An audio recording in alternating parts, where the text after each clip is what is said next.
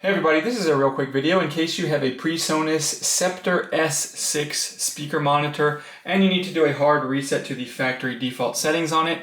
Now you're going to want to do this reset for a couple different reasons. The first one is just troubleshooting. If you're having any issues with this not working right, not connecting to things, not responding, not making sound properly, stuff like that. That's one reason you might want to do it. The next reason you might want to do this is just if for whatever reason you just want to get a fresh start on it, delete all the settings that you have off of it so you can go ahead and set this monitor up like it's a brand new monitor. We can go ahead and do this really easily. All we need to do is we're going to make sure our monitor speaker is turned off.